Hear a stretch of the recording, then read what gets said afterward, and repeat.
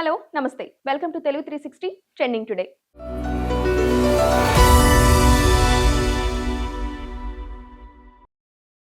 గత 16 నెలల్లో 1,00,000 కోట్లకు పైగా సంక్షేమ అభివృద్ధి కార్యక్రమాలను చేపట్టామని సీఎం చంద్రబాబు నాయుడు తెలిపారు. 2047కి పేదరిక నిర్మూలన లక్ష్యంగా పనిచేస్తున్నామని కూడా ఆయన అన్నారు. అందులో భాగమే P40 పావర్టీ అని వివరించారు. ఎన్టీఆర్ భరోసా, అన్నా క్యాంటీన్లు, దీపం 2, తల్లికి వందనం, స్త్రీశక్తి పథకాల ద్వారా పేదల జీవితాల్లో వెలుగులు నింపుతున్నామని ఆయన చెప్పుకొచ్చారు. పేదరిక నిర్మూలన దినం సందర్భంగా అందరూ P4లో భాగస్వాములు కావాలని కూడా కోరారు. తమ హయాంలోని QR కోడ్ పద్ధతిని కూటమి తొలగించి కల్తీ మద్యంతో భారీ ఎత్తున దోచుకుందని వైసీపీ నేత పేర్ని నాని దుయ్యబట్టారు. ఈ ప్రభుత్వ బార్ పాలసీ వెనుక స్కామ్ ఉంది. నకిలీ మద్యం అమ్మకం కోసమే 99 రూపాయల లిక్కర్ ఆపేశారు. రాష్ట్రంతో పాటు పక్క రాష్ట్రాల నుంచి కల్తీ మద్యం తెచ్చి అమ్మారు అని ఆయన ఆరోపించారు. దీన్ని నిరూపించడానికి తాను సిద్ధమని, దమ్ముంటే అన్ని పార్టీ నేతలతో నిజ నిర్ధారణ కమిటీ వేయాలని డిమాండ్ చేశారు. ఐపీఎస్ సంజయ్ రిమాండ్ ను ఏసీబీ కోర్టు పొడిగించింది. ఈ నెల 31 వరకు రిమాండ్ పొడిగించడంతో ఆయన్ను విజయవాడ జిల్లా జైలుకు తరలించారు. ప్రభుత్వ నిధుల దుర్వినియోగం కేసులో సంజయ్ నిందితుడిగా ఉన్నారు. మావోయిస్టు పార్టీలో మరో శకానికి తెరపడింది. అగ్రనేత మల్లోజుల వేణుగోపాల్ 2 రోజుల కింద లొంగిపోగా ఇవాళ ఇంకో టాప్ కమాండర్ ఆసన్న సరెండర్ అయ్యారు. 25 ఏళ్లుగా ఆయన ఎన్నో దాడులకు వ్యూహకర్తగా పనిచేశారు.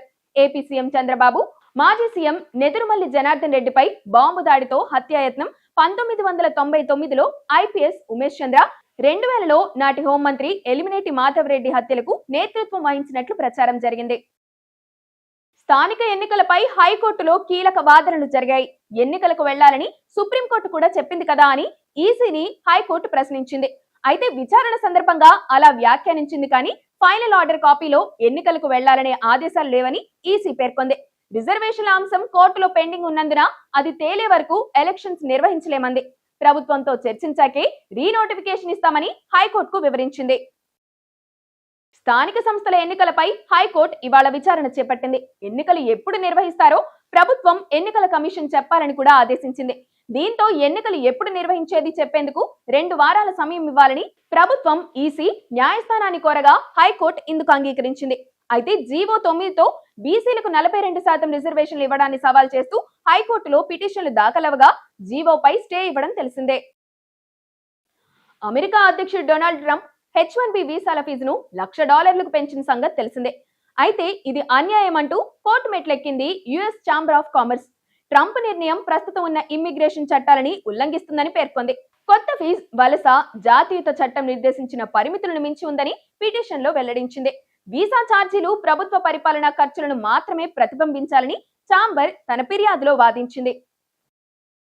బీసీ రిజర్వేషన్లను బీజేపీని అడ్డుకుంటుందని డిప్యూటీ సీఎం భట్టి విక్రమార్క మండిపడ్డారు. దీనిపై అఖిల పక్షంతో పీఎంను కలవాలనుకున్నాం, కానీ ప్రధాని అపాయింట్మెంట్ ఇవ్వలేదు. ఇప్పటికీ మేము సిద్ధంగా ఉన్నాం. రామచంద్రరావు, బీజేపీ నేతలు ఇప్పిస్తే కలుస్తాం. రేపటి బంద్ బీజేపీకి వ్యతిరేకంగానే జరుగుతుంది. రిజర్వేషన్లపై సుప్రీంకోర్టు తీర్పుపై న్యాయ నిపుణులతో చర్చించి తదుపరి కార్యాచరణ ప్రకటిస్తామని భట్టి అన్నారు. రేపు బంద్ పేరిట అవాంఛనీయ ఘటనలకు పాల్పడితే కఠిన చర్యలు తీసుకుంటామని డీజీపీ శివధర్ రెడ్డి హెచ్చరించారు. పోలీసులు, నిఘా బృందాలు ఎప్పటికప్పుడు పర్యవేక్షిస్తున్నాయని ఆయన తెలిపారు. బంద్ వల్ల ప్రజలకు ఎలాంటి ఇబ్బంది కలగకుండా చూసుకోవాలని కూడా సూచించారు. బీసీ రిజర్వేషన్లకు మద్దతుగా రేపు రాష్ట్ర వ్యాప్తంగా బీసీ సంఘాల నేతలు బంద్ చేపట్టనున్నారు. దీనికి Congress, BRS, BJP, CPI, CPM సహా అన్ని పార్టీలు మద్దతు తెలిపాయి. ట్రంప్ కు పీఎం మోదీ భయపడుతున్నారంటూ ఎల్ఓపీ రాహుల్ గాంధీ చేసిన విమర్శలపై యుఎస్ సింగర్ నటి మేరీ మెల్సన్ సెటైర్లు వేశారు. రాహుల్, మీరు రాంగ్. ట్రంప్ కు పీఎం మోదీ భయపడటం లేదు. ఆయనకు ఈ లాంగ్ గేమ్స్ పై అవగాహన ఉంది. యుఎస్ తో వ్యూహాత్మకంగా వ్యవహరిస్తున్నారు. ట్రంప్ లాగే మోదీ కూడా తమ దేశానికి ఏది ముఖ్యమో అదే చేస్తున్నారు.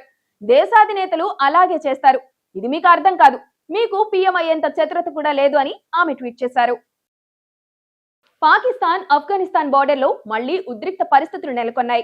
నార్త్ వజీరిస్తాన్ లో పాకిస్తానీ మిలిటరీ క్యాంప్ పై జరిగిన సూసైడ్ అటాక్ లో 7 సైనికులు మరణించినట్లు ఆ దేశ సెక్యూరిటీ అఫీషియల్స్ తెలిపారు. మరో 13 మంది గాయపడినట్లు కూడా చెప్పారు. ఇరు దేశాల మధ్య కుదిరిన 48 గంటల సీజ్ ఫైర్ అగ్రిమెంట్ ఇవాళ సాయంత్రం ముగియనున్న క్రమంలో అటాక్ జరగడం గమనార్హం.